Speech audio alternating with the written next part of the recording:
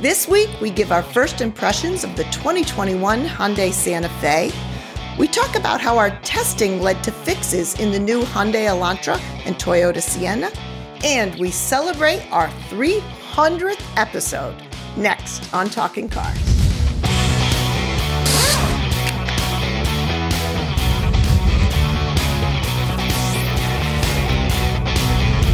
Hi, everybody, and welcome to Talking Cars. I'm Jennifer Stockberger. I'm Mike Quincy. And I'm Jake Fisher. So here we are at episode number 300. Race through. I wish we had a live audience. It would be so cool. But 300 episodes, 8 years of Talking Cars, super exciting. And we will get to some celebration of that, but we're going to kind of keep with our original format for a little bit and talk about some CR news. So off the bat, you've heard us say so often that buying a car in its first year of production at a new redesign has its risks in terms of manufacturers working out the kinks. Often the risks come through in our member surveys and our reliability data. But this time, those kinks have kind of appeared in our own testing work. And Jake, do you want to fill us in? Sure, I could do that. So we were testing the 2021 redesigned Hyundai Elantra. And our own Sean Seclair was doing some tests of the automatic emergency braking system, which we're very happy that now that's standard equipment on many vehicles, including the Elantra. And what she noticed was we have a pedestrian dummy, and you can recognize the pedestrian dummy, and it stopped the vehicle before it hit the dummy in our test, which was terrific. The problem was the engine then stalled, which is not something that we expect or it should do. And what happens there is then, you have to put the car into park and you have to restart the car. And we saw that. We haven't seen that before. We contacted Hyundai right away and said, hey, have you seen this? They told us, no, we weren't aware of it. It's not supposed to stall out. We haven't seen it in development. But the good news is they were able to replicate our findings on their own test facilities, and we're able to reprogram it to prevent it from stalling. But they changed it in terms of, building new vehicles, and they put out what's called a TSB, Technical Service Bulletin, which basically means anyone who bought one of those early models can go bring it back to the Hyundai dealer, no cost, and actually get it updated so it won't stall in that situation. So it's kind of interesting. It's one of these things that, not a lot of people are going to see this. Not a lot of people are going to experience that. Since we put all these cars through all these things, we see that. So our car was updated. Our car no longer stalls. So we're really happy that they were able to make that change. So yeah, and Jake, the Elantra wasn't the only vehicle where we saw some kind of inconsistent behavior. Yeah, that's true. So I mean, we're always testing here, and again, we tell people not to buy the very first cars off the lot, and yet we do that. I mean, obviously we have to do that because we want to, we want to experience the cars early. So we're doing what you shouldn't do. We go and we buy the very first one. So the Toyota Sienna, the new minivan that's they're all hybrid, kind of pretty exciting, really, really good fuel economy we found in our testing. We bought one of the very first ones. And what we noticed was the brake feel was honestly terrible. It wasn't a brake problem, and it stopped okay. But the problem was it was very hard to modulate, and it was almost like, it would be jerky and not very good. So again, we contacted Toyota about it, and we said, is this really what your intention was? And it turns out, so they were able to reprogram that. So they made changes to the software. We got our vehicle updated. We brought it back to a dealer. Again, Technical Service Bulletin. Our vehicle now has much, much better braking feel to it, and we actually updated the score. So anyone who has an early Toyota Sienna can get that done as well.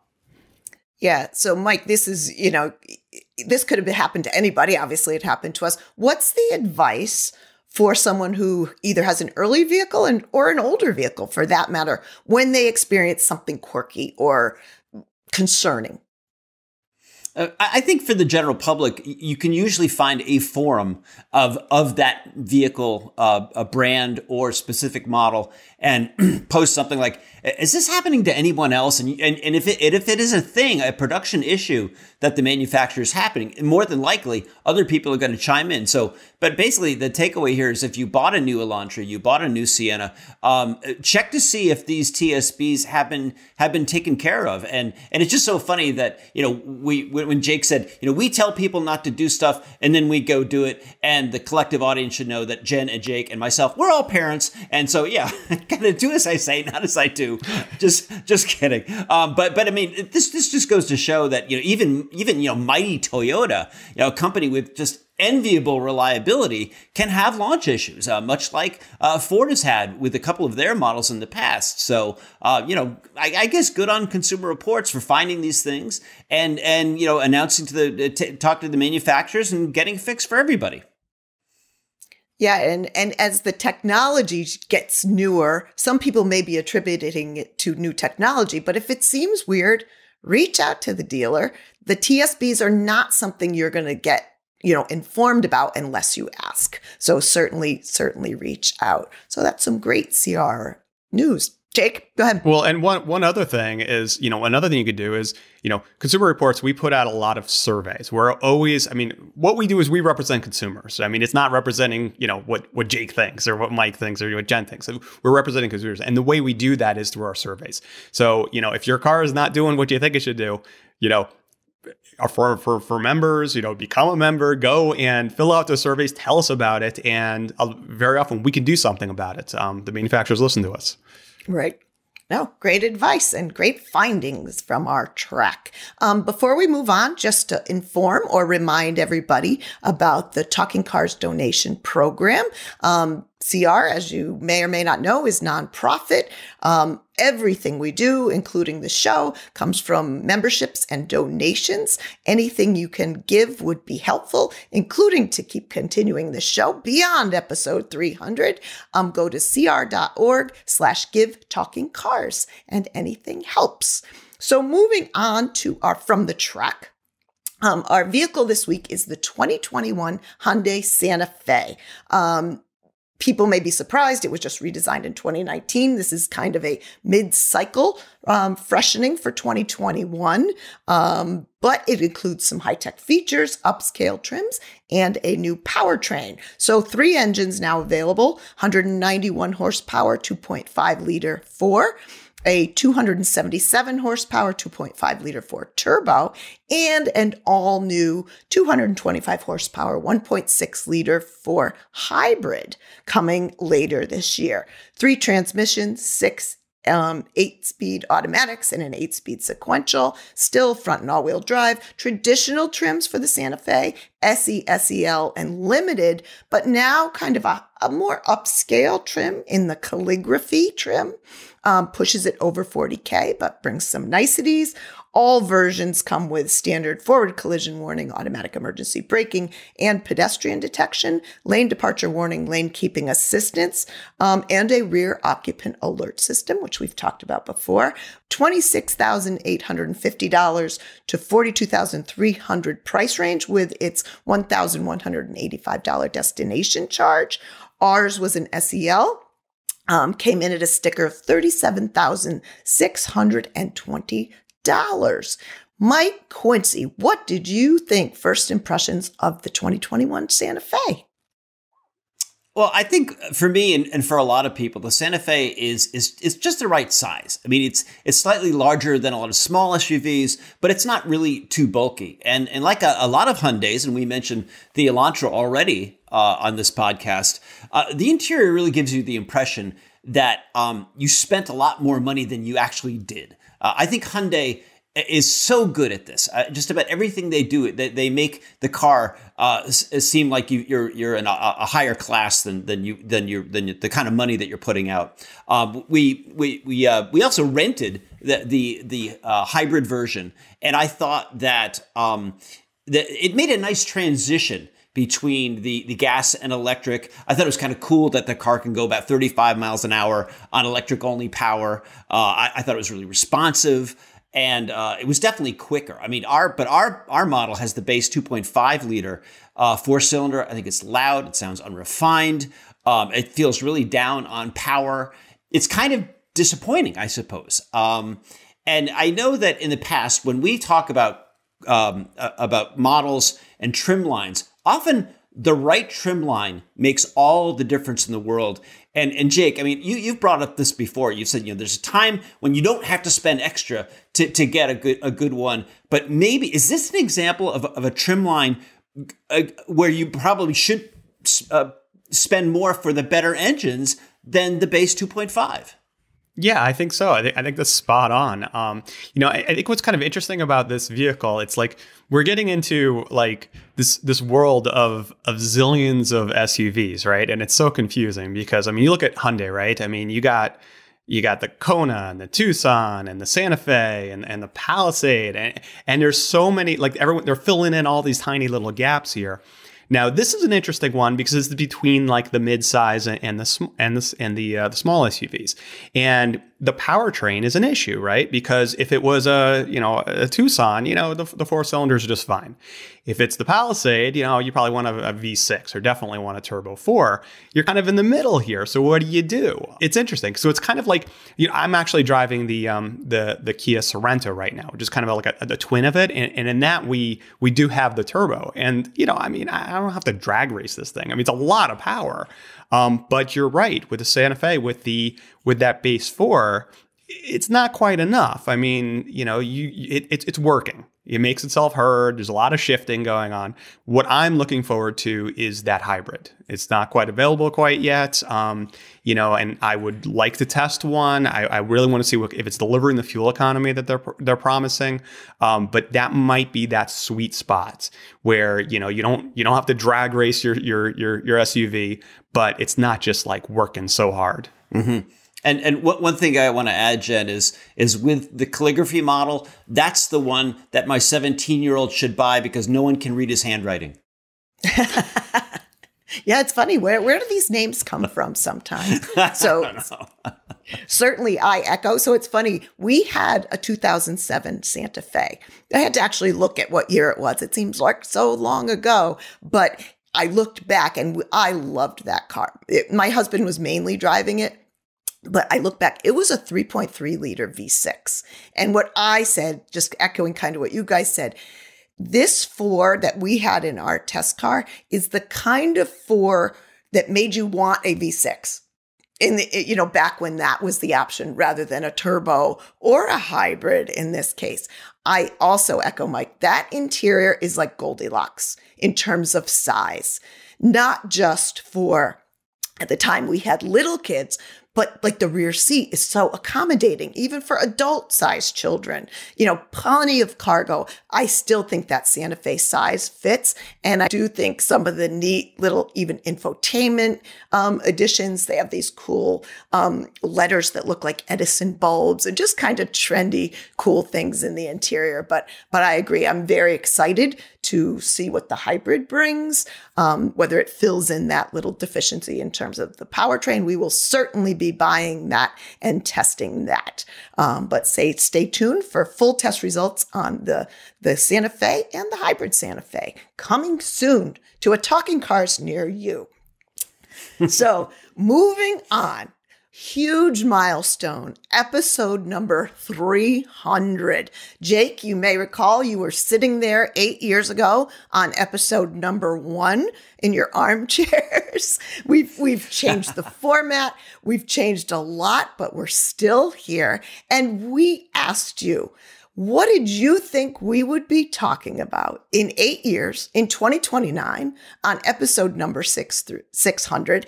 And as usual, you guys came through. You came through with video. You came through with written responses. And there were some common themes, but let's start with a video from Daniel. Hey, Talking Cars. Congratulations on 300 episodes. You guys are amazing. Keep up the good work.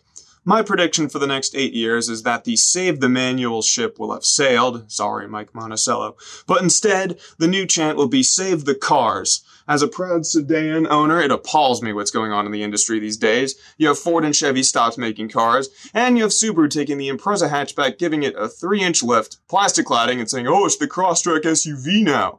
Do people not realize they're buying the same car for more money with worse mileage and worse handling? And I fear it's only going to get worse. Save the cars! So here's Daniel shouting out to Mike Monticello, Save the Manual, but Jake, talking to Jake Fisher, Save the Manual, and Mike Quincy, and maybe even me. I kind of missed that. So in Daniel's case, he's saying, save the car, save the sedan. Any thoughts there? We see a lot of SUVs. You just said it, Jake. Yes. Yes, Daniel. Agree. Done. Moving on. I mean, I think he said it very well, and he's exactly right. And there's so much value to be had. I mean, he's absolutely right. And it's interesting. We just launched this green choice where we're noting these vehicles that are really good for the environment. And of course, as you would imagine, hybrids and electric vehicles.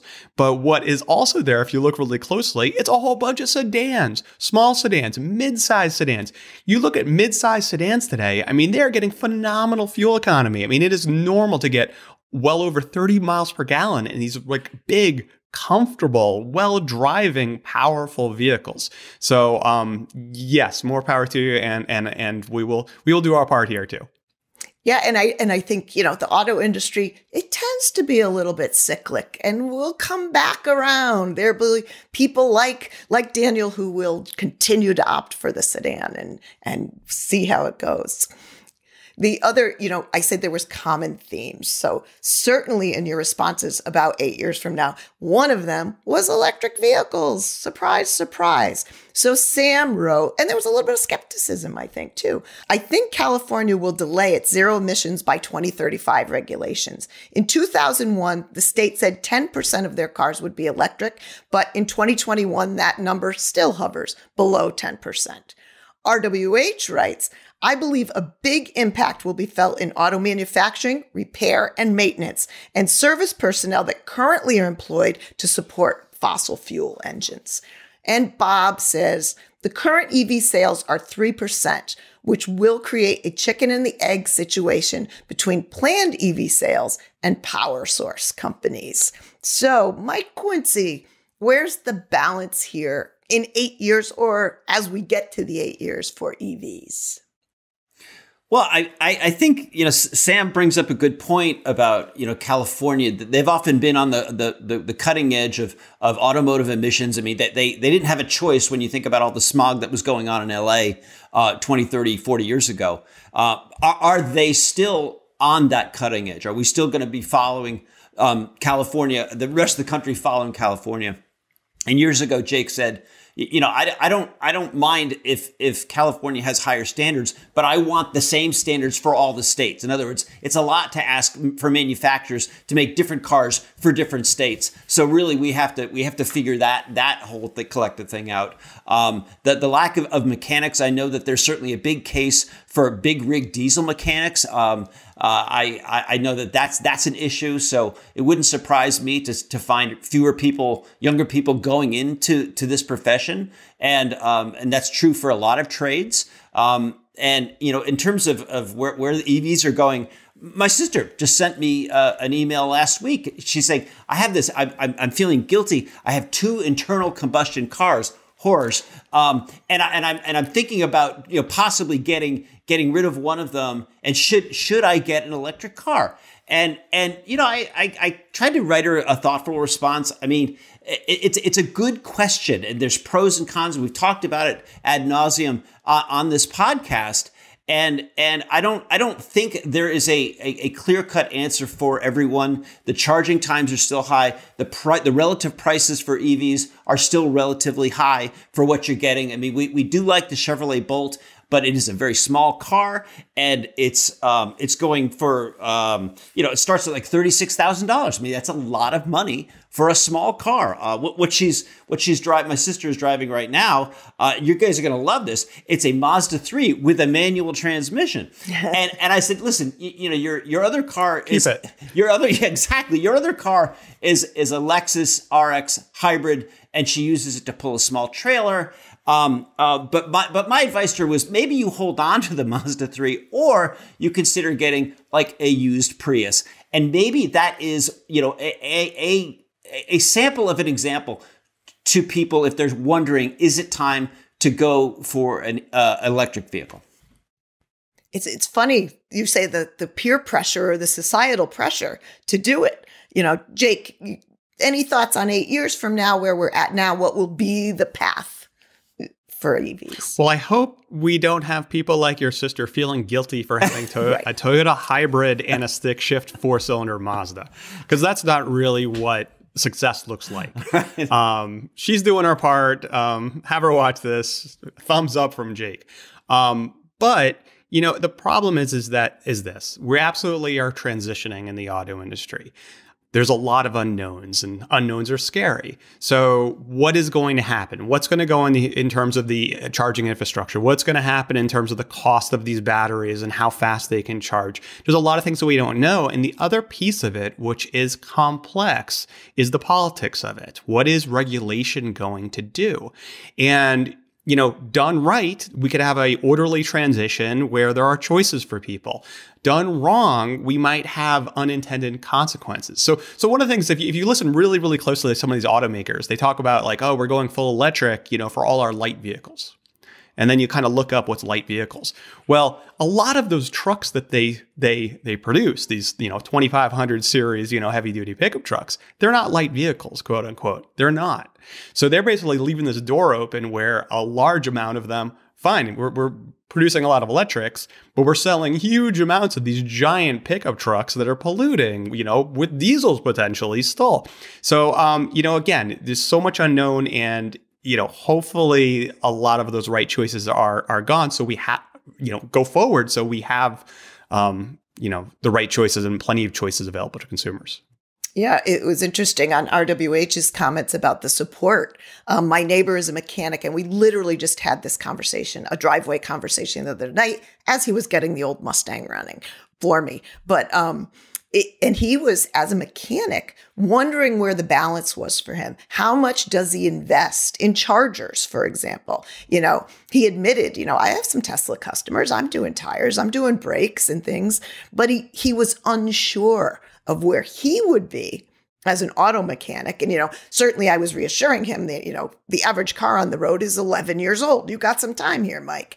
But for him to be thinking, how the industry will change in support of electric vehicles was different as well. So very, very interesting topic. No doubt we will be having that conversation. And I think about Bob's comments and what you just said, Jake. The clear second theme that we certainly heard was the infrastructure. So Adam from Columbia, Maryland says, I think what you'll be talking about is how the biggest impediment to electric car adoption was charging infrastructure, not range.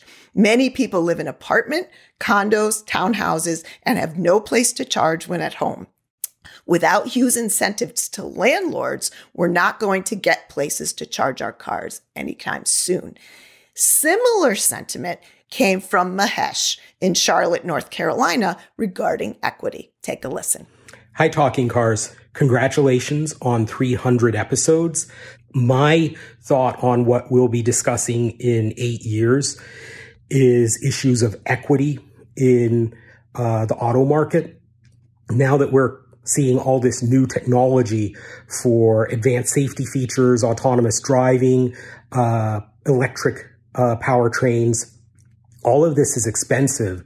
And I'm curious to see if it has the effect of increasing disparities of access to life-saving, environmentally friendly auto tech, if people in disadvantaged communities, underserved communities, people who don't have the financial resources are not able to afford them. So you'll have entire communities that are still living with gas guzzling, highly polluting cars that don't offer the same level of safety and autonomy that the newest cars can offer to the people who are able to afford them and understand them. I hope that all of you at Consumer Reports and Talking Cars can help us all understand and address issues like this in a society at large. Again, keep up the great work, and I look forward to following you more in the future. So, Jake, infrastructure, equity, will we be having this conversation in 8 years? So in terms of infrastructure, I mean, again, a lot can change. How quickly they could charge. And again, let's broaden what we consider an electric car. It's not necessarily even battery. It could be fuel cells. I mean, we're seeing the trajectory there in terms of how they're developing and getting cheaper. And obviously you could refuel easier. And we see hydrogen stations going up in different parts of the country. But I do really think there's an equity thing here, and I don't think this is talked about enough. And yes, he's exactly right. You know, if I live in an apartment, I can't just, I'm not installing my electric charger in my garage. And most people with electric cars are charging their vehicle in their garage, and they're doing it at night.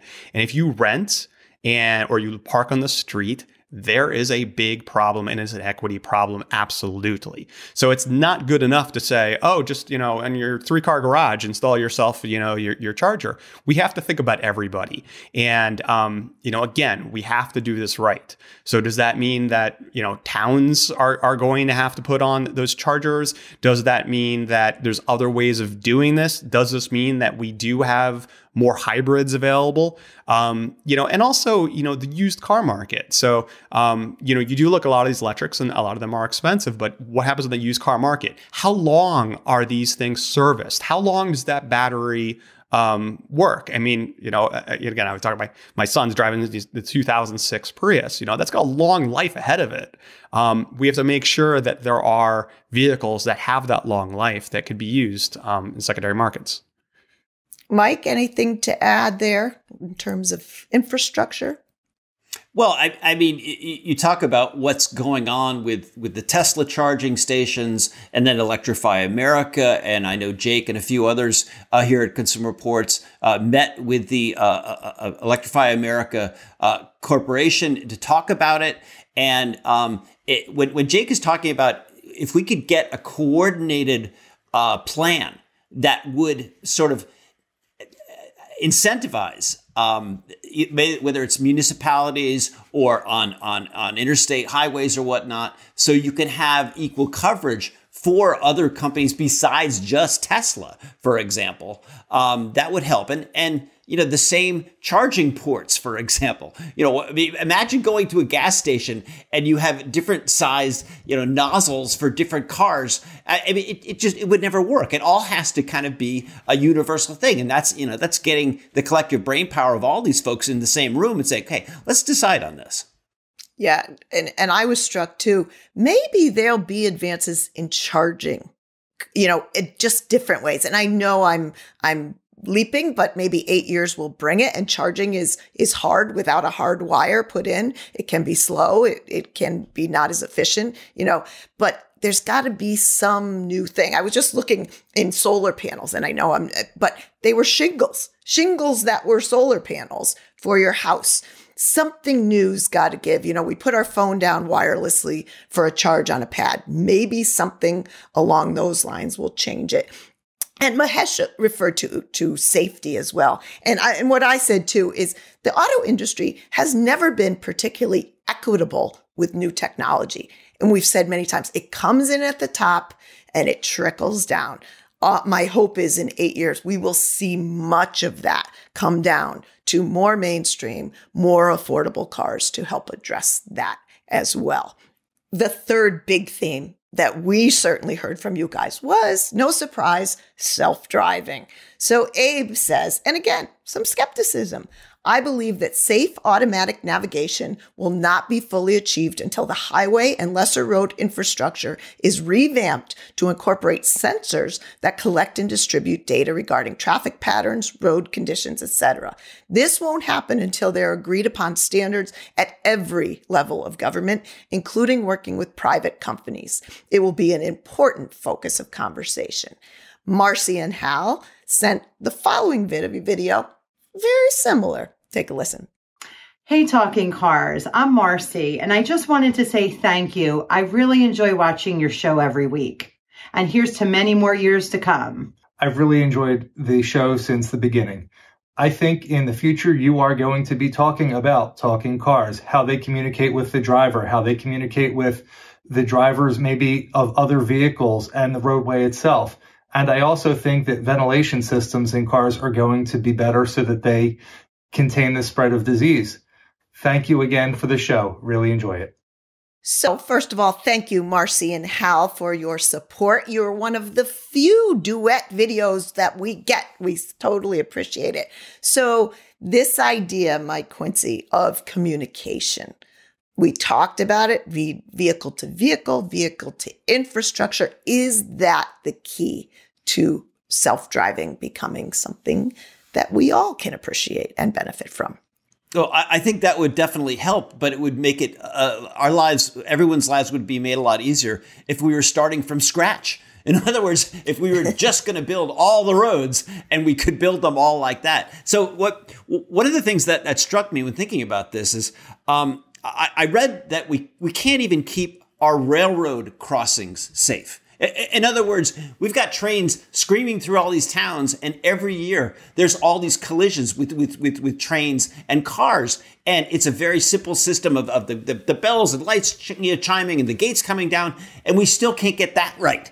So I'm not, and train crossings have been around a long time. So forgive my pessimism, but I'm just not sure that we're going to be able to do that.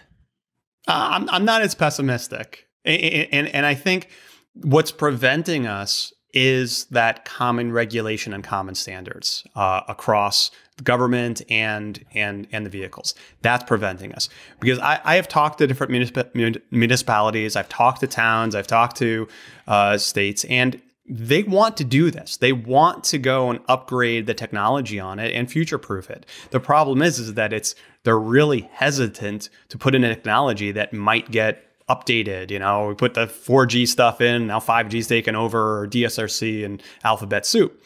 So that is part of the problem. But where I would like to say is that, you know what, a lot of this investing is doing it in the interest of self-driving cars, but all this stuff will make everyone safer.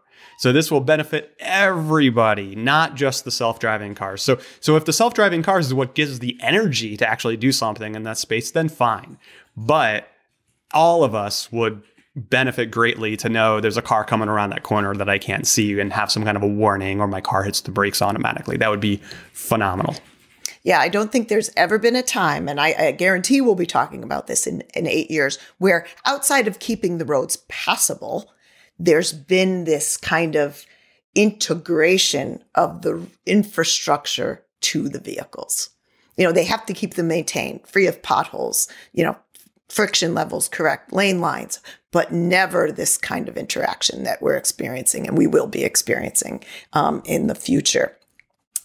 Another piece of self-driving that Sam talks about, Super Cruise and its advancing technology using LiDAR, eye movement capture, and radar will be prevalent not only in GM products, but as other manufacturers play catch-up in that same space. And Gerard from Tarrytown, New York, a neighbor to our Yonkers facility, there will still be no true level 5 autonomous vehicles in terms of any road and weather conditions. Some trucking companies are currently operating, but only in areas of the U.S. with little precipitation. There will end up an emerging divide across the country based on weather, where higher level autonomous vehicles will function.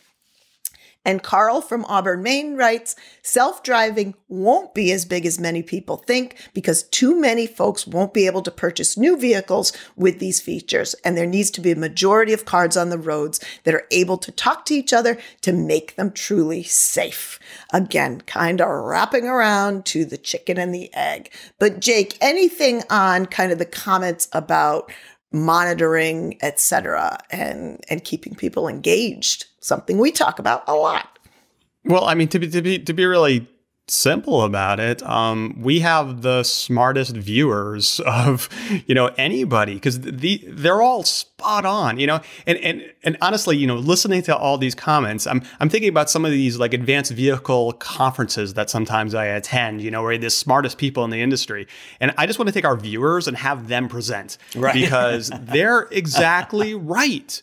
This is where the technology is. I mean, people say, self-driving cars, level 5. Level 5s, for people who don't know, it means the car can drive anywhere.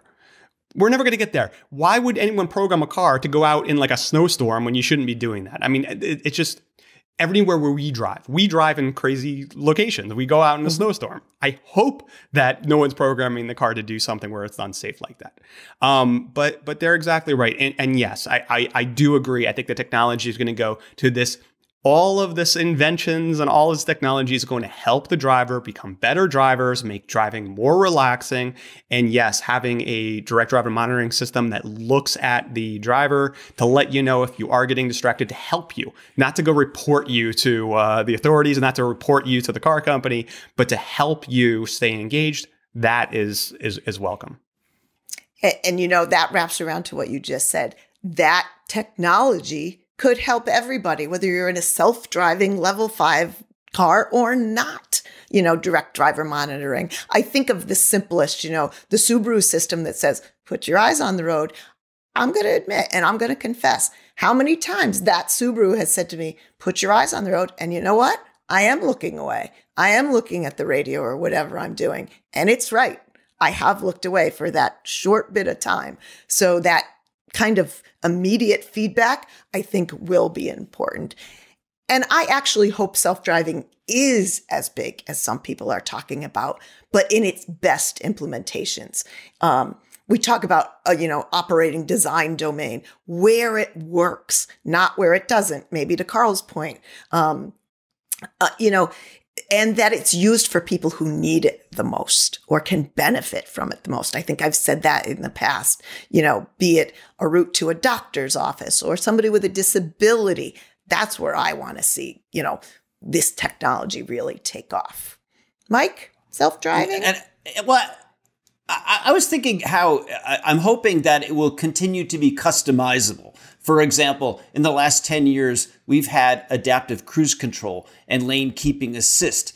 And I love adaptive cruise control. I hate lane keeping assist. So I can turn it off when I can turn off the lane centering features.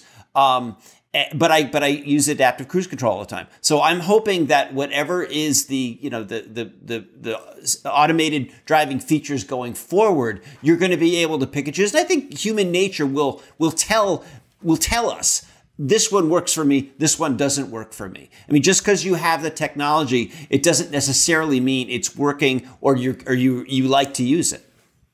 Or that you have to use it all the time. It's snowing today. I'm not going to turn it on. So yeah, a transition, I think you're right, of selectability maybe is the key there. We got other submissions for what we'll be talking about. Mike from right here in Connecticut sent us this video. Hey, Talking Cars crew. Congratulations on 300 episodes. My prediction for the next 8 years in the automotive world will be that we'll see a significant increase in subscriptions, both in terms of digital services and features within the car, as well as the entire car itself, with leases taking up approximately a quarter to a third of current car purchases. I predict that a lot more people will see the appeal in a shorter term and shorter commitment, as well as additional features. So we'll see if that holds out. Keep on rolling. So thank you, Mike. And for those of you who don't know, when Talking Cars started 8 years ago, we solicited people to give a name to the show. And Mike was our show namer for Talking Cars. So he's been around right with us the whole time. So Mike talks about subscriptions for cars and for features. Do we think we'll still be talking about subscriptions? First of all, good to see you, Mike, and good to see your S2000 in the background there. Always one of my favorite cars ever. But yeah, I think we're going to continue to see more ways of automakers trying to be profitable. And that means that we are going to see more of those things, especially when you see these expensive features. I mean, it's hard to go and have, pay a fee for your sunroof and they take it away when you stop paying that fee. But all these electronic features absolutely lend themselves. I mean, you look at electronics and software, it seems a lot of it has moved that way. It's not like I buy this piece of software, I pay $10 a month for that piece of software. So I think we're going to see more of that. I think he's completely right. And to your point, Mike, maybe that's the selectability. Maybe the selectability isn't in turning them on and off, but purchasing them and not purchasing them through subscription services. So very interesting.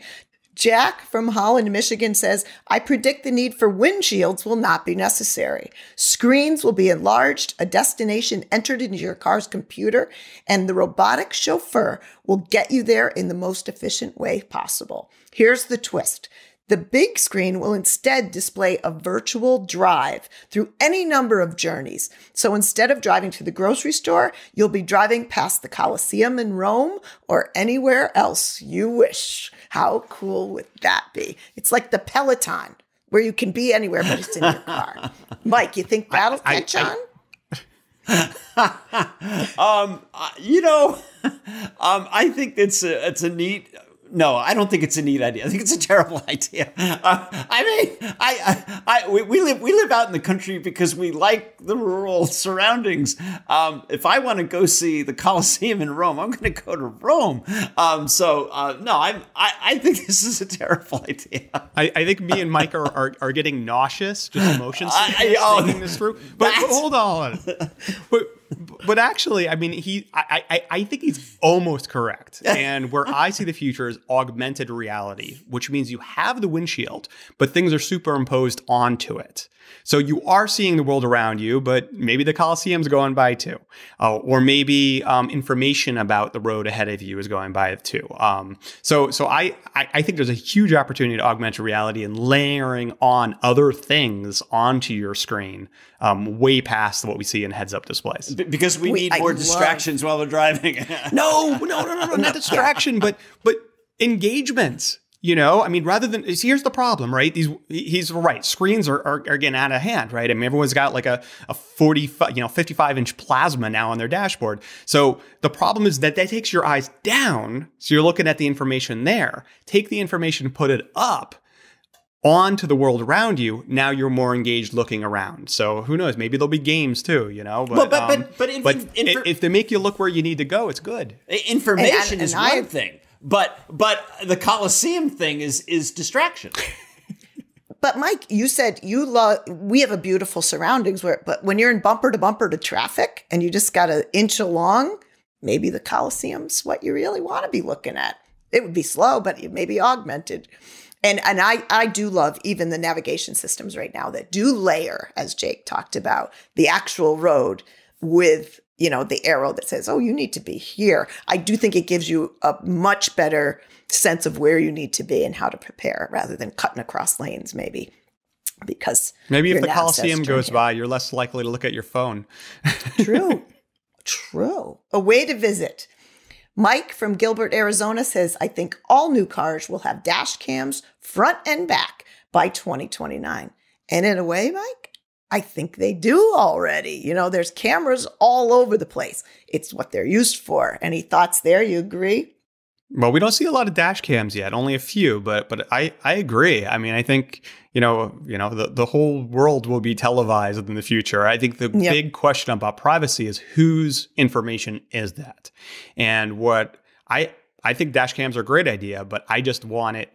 My dash cam should be my data, not taken from me and used for other reasons. Yep, I agree. And Thomas says, I'm going to make a bold prediction for your 300th episode. Polestar will be the #1 global auto brand in 10 years. You heard it here first. And he puts a ha. Mike, you get a ha off of Thomas there? We had a ha when we talked about this in our production meeting. Considering our first impressions of the Polestar, which are on consumerreports.org, has been lukewarm at best. So yeah, if Polestar is going to be taking over the world, I'm just not sure this is the world I want to live in. Well, it's funny. You go back to that episode 1. We were talking about Tesla then.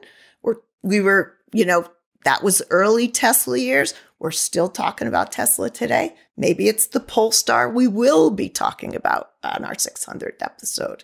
Jake, you believe it? Yeah, the Polestar 10 might be way better. Who knows? That's right. I'm looking forward to it. I'm looking forward to it too. And I want to close with something that Abe wrote. I watch your program each week, and I am edified as well as entertained. I hope it never ends.